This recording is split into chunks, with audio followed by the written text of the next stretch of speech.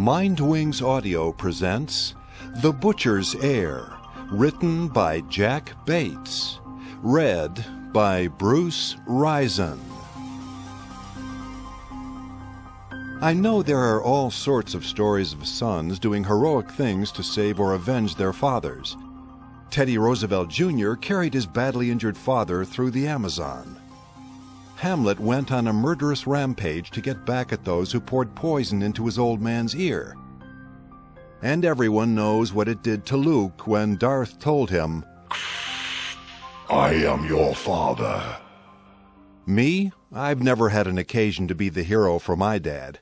I've never had to worry about pulling him out of a sinking boat or avenging his unexpected demise from his mortal coil.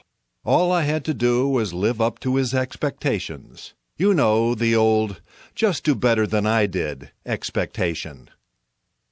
Lane Shanks grew up with similar pressures, in addition to having the responsibility of avenging his father, Lane Shanks.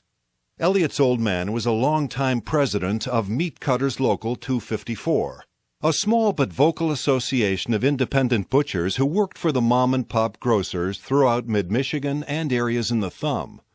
All told, there were approximately 75 members scattered over 10 counties. Lane Shanks was elected to bring the scattered butchers together to fight for higher wages, better hours, and medical care.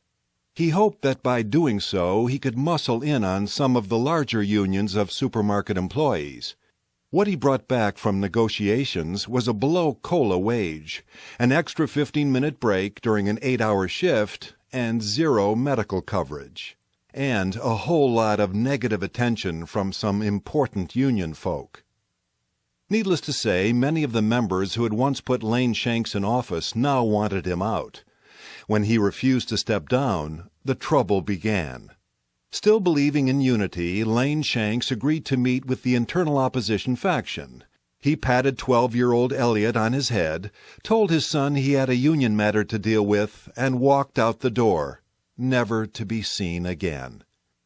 20 years later, Elliot was in my office asking for my help. "For the last 2 decades, Mr. Landers, my mother, sister, and I have endured countless books, exposés, special reports, even a Hollywood movie about my father's disappearance." I saw the movie. Elliot Shanks had heard that many times before from many different people. He nodded his acknowledgment and continued. "My mother and I avoided the West Coast premiere. My sister, however, attended the gala. Then again, Leslie has always been more interested in that sort of carnival than I have. You may not be aware of this, Mr. Landers, but my sister has a book coming out, The Butcher's Daughter.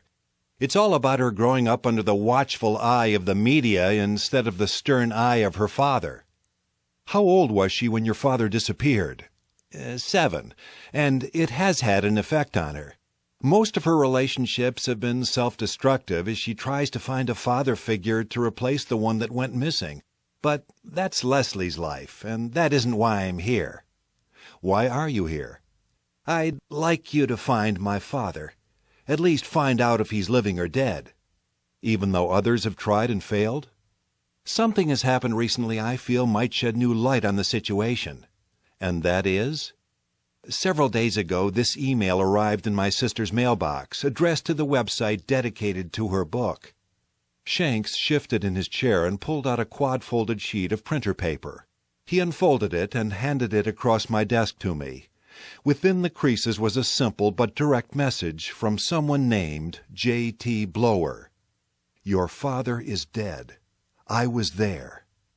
Blower's signature followed the statement, along with the jumbled list of letters and symbols only an IT geek could decipher.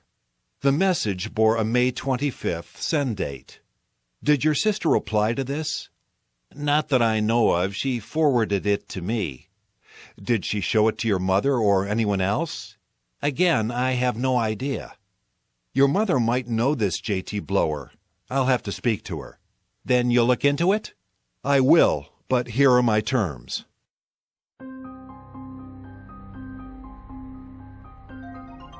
The Butcher's Heir, copyright 2008 by Jack Bates.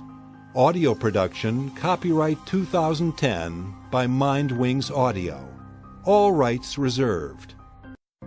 We hope you enjoyed listening to this recording. Other Harry Landers audio stories available from Mindwings Audio include Mumbly Peg, Dantana Ain't Dead, 10 Minutes After Midnight, The Girl with the Dragon Wing Eyes, Satan's School for Scandal, and A Model for Murder. Watch for new releases coming soon.